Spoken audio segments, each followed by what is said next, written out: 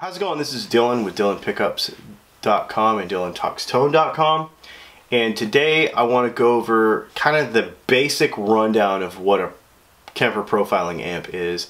We're going to do a fairly detailed series of videos to really give you more kind of practical knowledge about how this thing works before you go and buy it. There's a lot of demos and a lot of this versus that on the internet, but there's not a lot of real practical stuff to kind of give you some ideas what you can use this thing for and how you can use it. Today we're just going to go over the basic controls on the unit, and I'm going to help you kind of understand the basic signal flow. There are many options and different ways to do things, but I'm going to just kind of give you a basic flow just to get you started and get you playing. Okay, so this is the Kemper Powerhead Profiler. So this has an internal Class D 600 watt amp in it. And what the Kemper Profiler does is it takes like a snapshot of any amplifier really, and you load it in here. And there's a couple of different ways to do that. You can go to the Rig Manager, that is a piece of software that is provided with the unit, and it has a community of users that is pretty much global with over, let's see, we have got 8,751 rigs at our fingertips right there that we can preview before we even load it into the machine and decide if we like it, and then we can load it in there. The way those profiles are originally gotten is with a microphone and a hookup that we'll go through at some point through our videos, where you can actually capture digitally with a microphone and a couple of different setups to get the tone of your amplifier, more or less a snapshot of that you can use as a baseline tone in here. The other way you can do it is you can actually purchase amp profiles from people that have done it professionally in studios with, you know, proper preamps and proper microphones and proper acoustic situations, because that's really the key to this thing. Is people say, well, it doesn't really sound real. Well, it does. What I'm going to tell you is this thing does exactly what you ask it to do. That means if the quality of the profile that you have captured of your amplifier is low, then the tone quality that you get from it is going to be low. If you pay money and get something that's done professionally, it's going to sound fantastic. What this does is it takes a snapshot of whatever it's been given, allows you to manipulate it, and then that is its end product. You are in complete control of the quality of the tone that comes out of this thing. If it doesn't sound good, it's probably because somebody along the way has asked it to do something that doesn't sound good. Because if you ask it to do things that sound good, it will deliver. So, because that's all it does. It just does what you ask it to do. So, this is the front control panel. So this is the first place you start, kind of like the power on. Here is, there's a tuner indicator in here. If we had signal going through, there would be always a tuner going right here. If you have the foot controller, there's one there as well as a tone silence for tuning on the foot control. We'll get into that later. The browser, this allows us to scan through the various rigs that are available. Perform is where it switches over, and you can play in browser and you can easily kind of toggle through everything, all the profiles that are in there. I think when I got this one, it had 337 profiles already in it. So that'll give you, you know, you can just flip around and find a bunch of stuff. It's kind of cool. Perform is where you get into switching it over to rigs that you have chosen to be part of your program. So you're playing a set list and you want a particular sound for a particular song, or you want a particular sound for a particular part of a song. You could set it 5 different rigs kind of on one pedal board sequence down here and toggle through them, you know, like intro, verse, chorus, bridge, guitar solo, outro. Or you could set up a row of tones that you use for one band that you play with, or whatever. There's many different ways to do it. That's kind of up to your imagination how you employ the performance side of it. But it's very, very versatile. And we'll get into that later.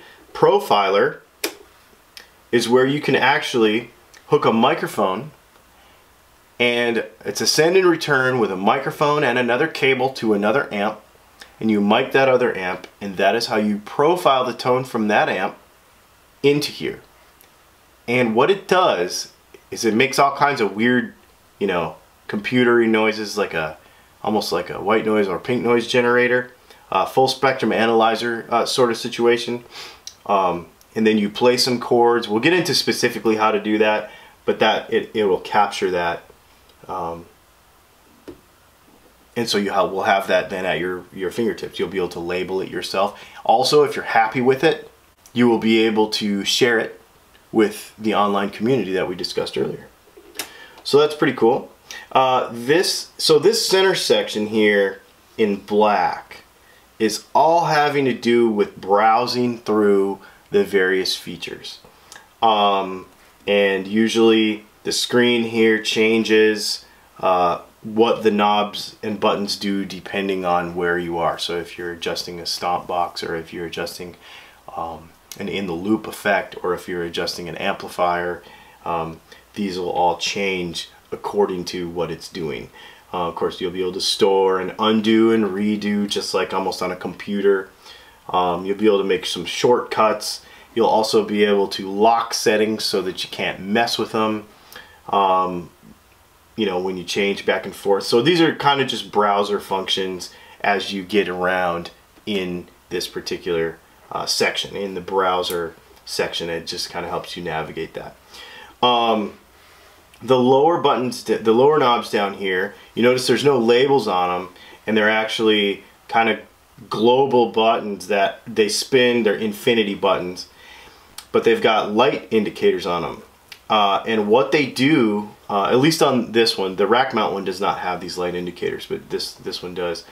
And what these do is, like right now, to adjust this amplifier, bass, middle, treble, and presence. Okay, if you were to pull up a stomp box, you know, like a phaser or a distortion pedal or a boost, then this would change, and you would be able to adjust those parameters as well.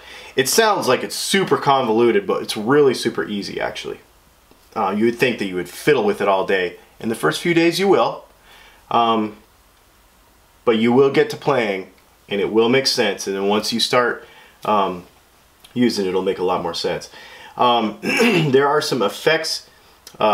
So that's this. This is another browser section over here for rig browsing.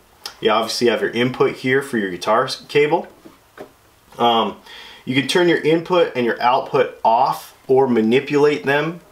There will always be a signal input and signal output light depending on your signal, how it's routed through the unit, whether it's going through a speaker cabinet, or it's going to the house, or it's going to monitors, and there's all kinds of routing applications for that as well. This is a global master volume that has nothing to do with any of the gain settings in the amp at all. You'll see that there are 3 different quote-unquote volume or gain settings on the amp. There's gain over here, which is a gain knob. This is how much the front end of the amp is getting hit. It's basically like your preamp gain, more or less. This is says volume, but this is actually the volume relative to the other rigs in the amp.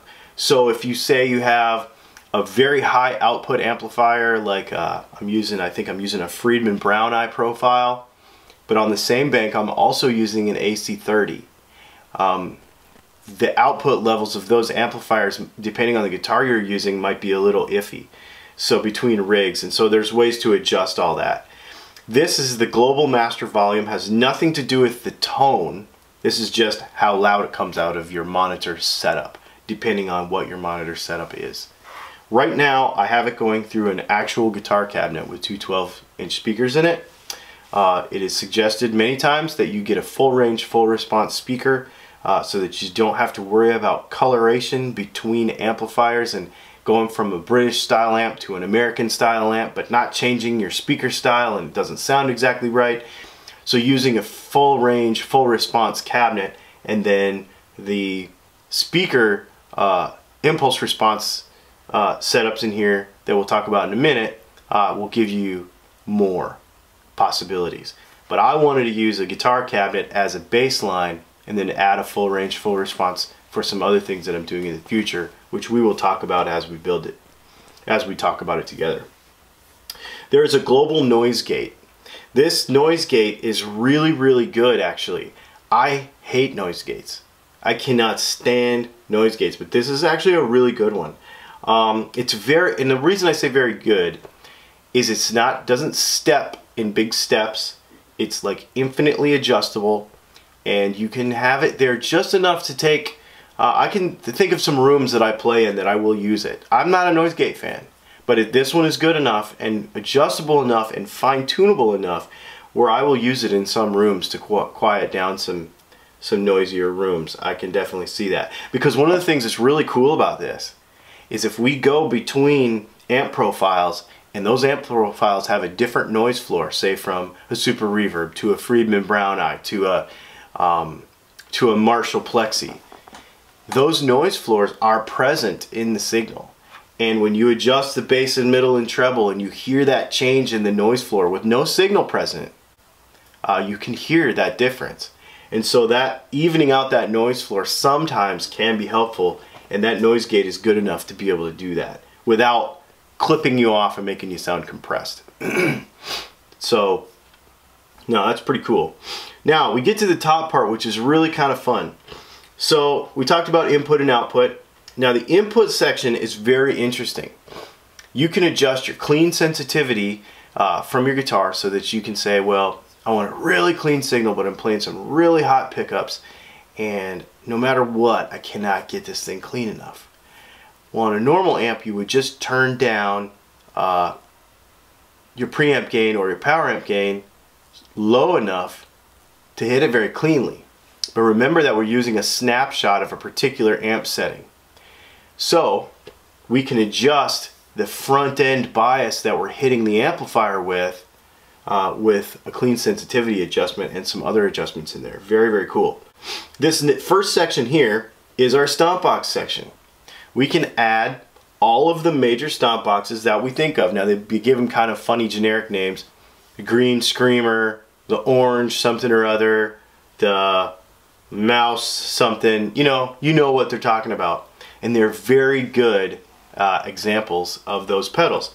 And you might say, well, it doesn't have all the choices of overdrive pedals. I have like 6 different overdrive pedals that I use. Well, I want you to think about something. We have overdrive pedals to give us amp tones that we do not own. Typically, that's typically how we do it. Sometimes we're using them for different boosts and such. But there's like 4 different boosts in here. The parameters for each boost are very adjustable, mid-range, top, bottom. There's all kinds of parameters, make these things super adjustable.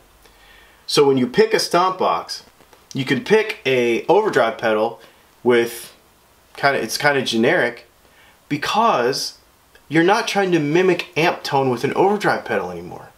Because you don't have to mimic the amp tone, because you could just go get the amp tone. If you play through a Fender and you want that Marshall sound, just switch to a Marshall for that part of the song. That's all you got to do. It's super, super simple. So it's a different... I was disappointed at first because I was like, you know what? This thing is really... I wish I had more choices. I'm like, wait a minute. I'm thinking about this wrong. I'm not choosing a distortion pedal or an overdrive pedal. I'm choosing an amp. So I can go get a Mesa Boogie and put it next to my Super Reverb or my Fender Twin. Or I can put a Marshall next to my Fender Twin. And then have those amp tones on hand and not need to worry about all the pedal choices. That being said, there's tons of pedal choices in here. 4 stomp box locations here. It looks like you can only have 4 pedals, but that's not actually true. You can have 5 pedals for each amp, for each rig. You can have them toggle one amp on, one pedal on and one pedal off at the same time and run 2 and like A/B them. There's all kinds of ways to do it. So this is a little misleading, like you could only have 4 stomp boxes in front of your rig, but that's actually not true. This is your stack section. So your stack section is your amplifier, your EQ, and your cabinet. So you can actually run a flat EQ. You can run a cabinet simulator through a full response, full range cabinet, or through monitors, or through your headphones, or through the house. Or you can shut that off and run through your cabinet here. Okay? Same thing with the EQ. It's all very adjustable. Over here we have our effects that go in the effects loop. So your delays, your modulation, your reverb, all very manipulatable. You can change everything, and all you have to do is hold this button and tap a button on the floor, and that effect is assigned to the button on the floor, on off on the floor. Super simple. Output is very adjustable as well. That can be changed. You can change obviously the output that you choose for the rig that you're using. And this is the interesting part about all this. You could change this for every rig, every push of a button.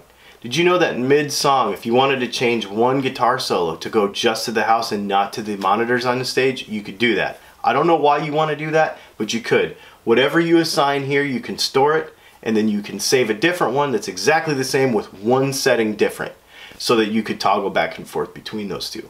It's really, really, really useful. So that's really it. I mean, there's a tap tempo over here that also hooks to the one on the floor. That's the front controls of the thing. It sounds like a lot. I'm giving you a lot of details, but the bottom line is you browse through all your buttons right here, all your rigs right here. That's what this is for. And you can store them and load them and undo them and do them and save them and this and that. The bottom row is your amp. This is your amp controls. Up here is your front end stomp boxes. Here is your overall rig equalization and cabinet simulation and such. They call that your stack, so that's your tone stack. And then here is your effects in the loop.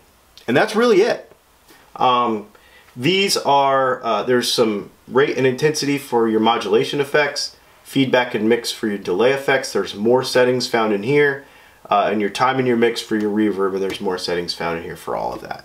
All of the modulation effects have crazy controls on them. The tremolo, for instance, I'm a fan of the tremolo, does not only have rate and intensity, but it also has a centering frequency and some other parameters to really tune it.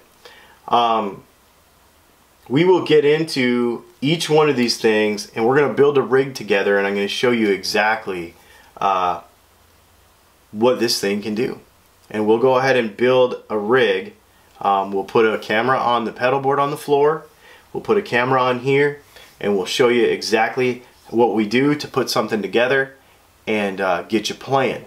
But before you do anything, what we want to show you how to do is actually, when you first get this thing, you pull it out of the box. I'm going to show you the first steps before you do any of this stuff or even learn any of this stuff, just to make the rest of your experience easier with the online community and such. My name is Dylan. This is Dylan Talks Tone, and we will talk to you soon.